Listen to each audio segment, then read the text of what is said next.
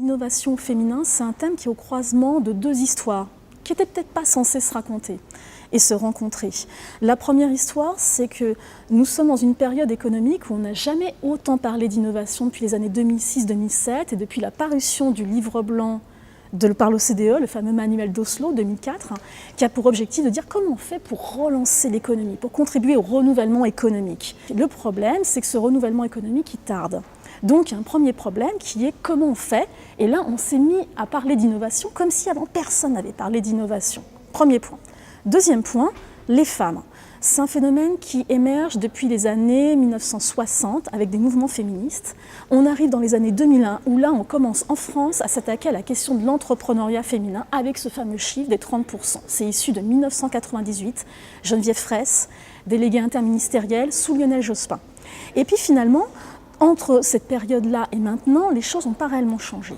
Et la question est comment on peut faire pour améliorer, augmenter ce taux de femmes dirigeantes et de présence de femmes dans l'économie. Et donc, l'émergence de ces deux histoires, c'est finalement la place des femmes dans l'innovation. Sur les 50 startups que nous accompagnons, j'en ai 2 qui sont dirigées par des femmes. Donc, somme toute, ça fait 4%. Mais en même temps, les femmes qui les dirigent, que ce soit Odile Allard pour Fluoptics ou Marie-Gabrielle Jouan pour Bijin, sont des femmes d'exception. Je pense que ça résulte quand même en effet des parcours, parce qu'on a souvent dans ces profils de dirigeants des ingénieurs, des gens qui sortent des laboratoires. Et par conséquent, c'est peut-être lié, c'est un héritage du système éducatif. Actuellement, on ne peut pas dire que les femmes n'innovent pas. Dans les entreprises, je constate que bon nombre de femmes qui sont des middle managers, qui sont des chefs de service, innovent, ont des idées, accompagnent et participent à la stratégie de leur entreprise pour pouvoir les gérer. Simplement, on ne les voit pas, je les appelle les femmes de l'ombre qui contribuent à la transformation et à la pérennisation de leur entreprise. D'un point de vue économique, on ne les voit pas non plus. Donc c'est pour ça que dans le cadre de la chaire Femmes et renouveau économique, on peut l'appeler FAIR, qui est portée par Grenoble École de Management et par les pionnières, on a pour objectif d'essayer de créer un observatoire pour rendre visibles ces femmes, pour les chiffrer, pour cartographier les choses et vérifier leur impact concret sur ce renouvellement économique.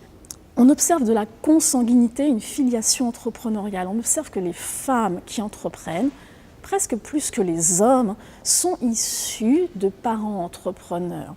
Ce qui fait que c'est un problème en soi, parce que ça veut dire que naturellement on fait porter la responsabilité, le poids du renouvellement économique du PIB français sur ces familles-là. Et donc notre objectif, c'est de créer un incubateur d'expérimentation et puis d'agir sur des outils. Alors on enseigne beaucoup en bande dessinée, pourquoi? Parce qu'on est persuadé que la population à toucher, à éduquer, ça se passe au collège. C'est pour ça qu'on leur raconte des romans pour des adolescents, avec des histoires d'adolescents, pour les initier à l'entrepreneuriat, avec à terme de créer un incubateur d'expérimentation qui a pour objectif d'accueillir ces filles-là plus tard et puis de voir si finalement l'impact d'une petite éducation à l'entrepreneuriat et quel est l'impact que ces femmes peuvent avoir aussi sur le renouveau économique pour qu'elles puissent servir à leur tour le PIB et la richesse économique de leur pays.